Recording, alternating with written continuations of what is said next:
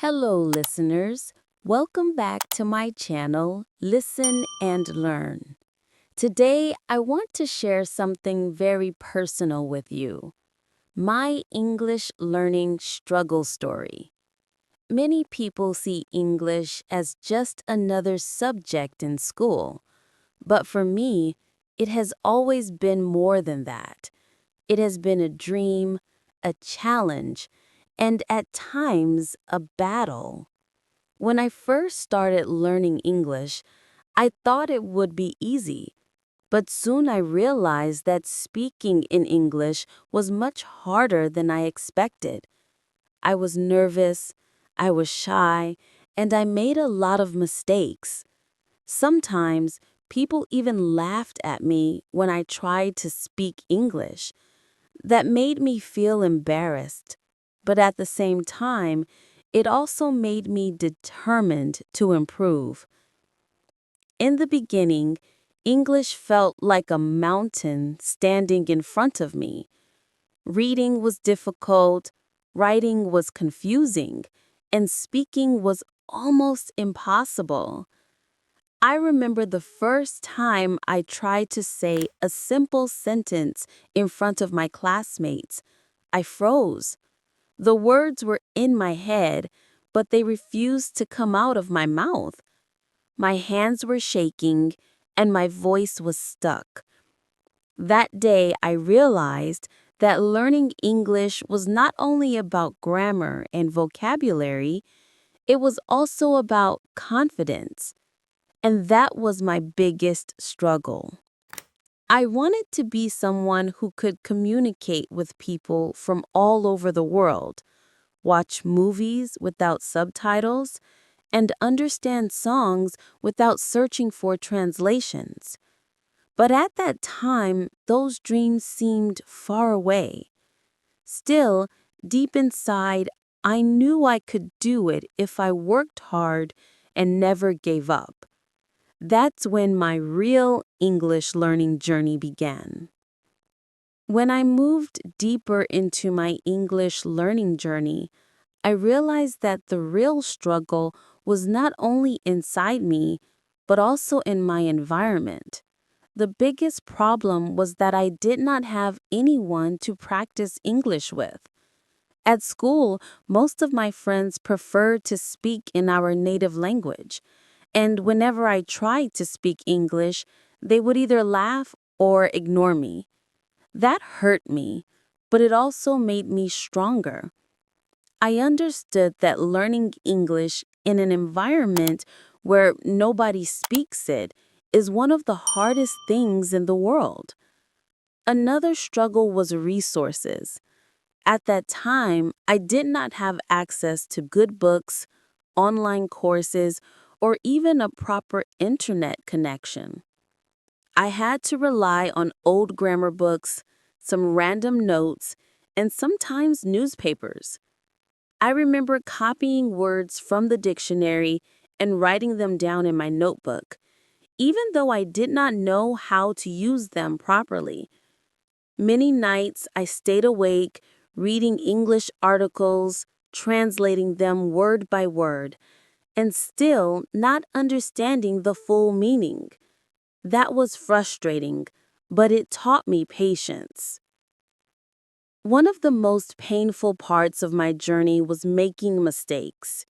Every time I spoke, I made errors in grammar, pronunciation, or word choice. People would laugh at my accent, and sometimes they corrected me in a harsh way. At first, I felt ashamed. I even thought of giving up. But later, I realized that mistakes are part of learning. Without mistakes, there is no improvement. Slowly, I started accepting my errors and learning from them.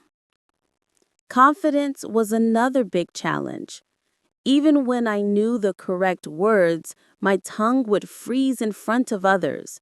I could write better than I could speak, and I could understand better than I could reply. This imbalance made me feel small. I wanted to speak freely, but my fear stopped me. It was like fighting against an invisible wall every single day.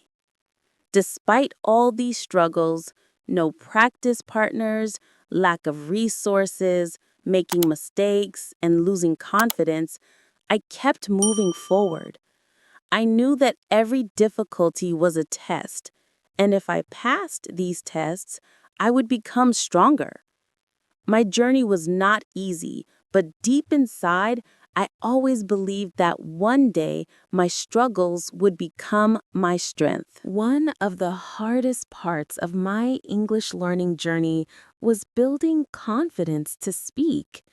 I knew some vocabulary, I understood basic grammar, but whenever I had to talk in front of others, I completely froze. My heart beat faster, my hands started shaking, and my mind went blank. I always thought, what if I make a mistake?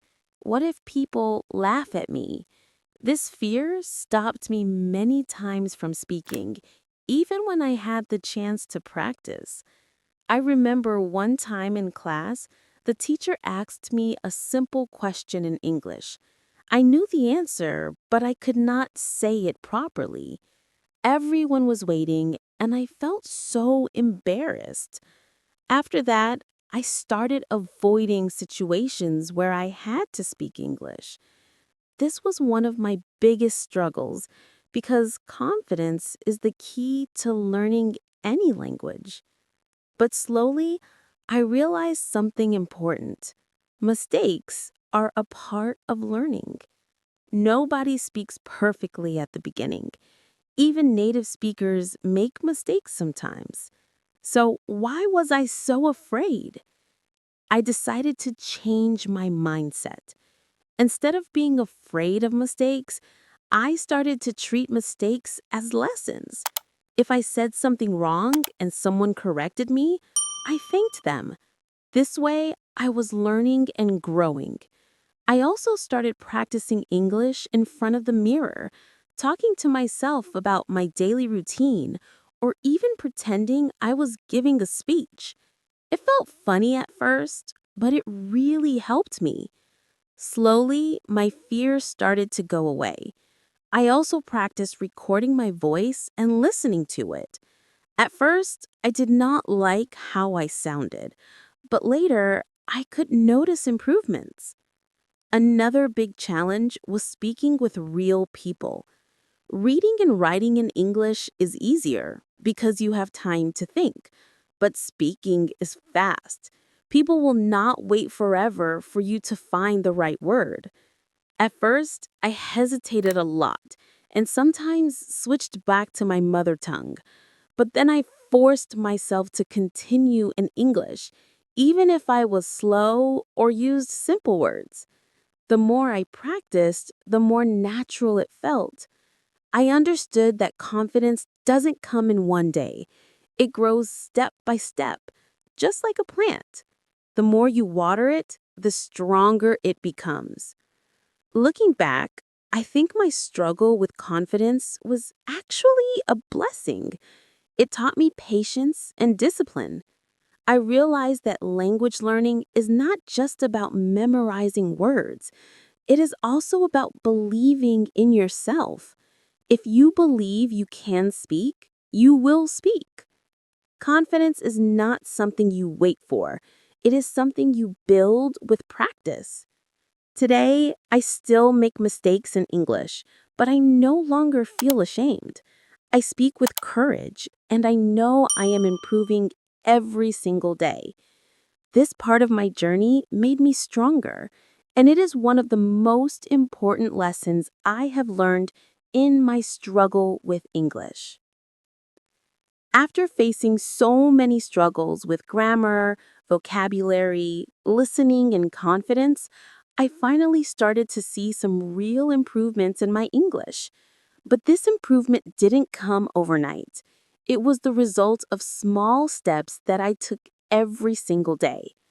I realized that there was no magic shortcut. The only way forward was practice, patience, and consistency. So, I made a daily routine for myself. Every morning, I started reading short English articles or stories.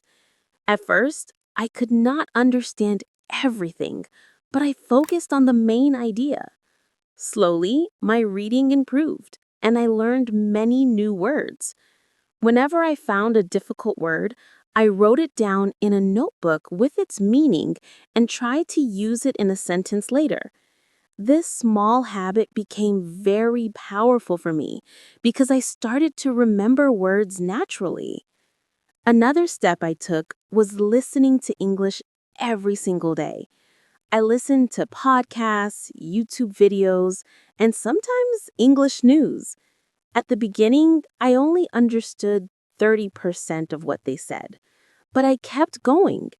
I learned that if you expose your ears to English daily, your brain automatically starts catching the sound and the rhythm of the language. I also watched movies with subtitles.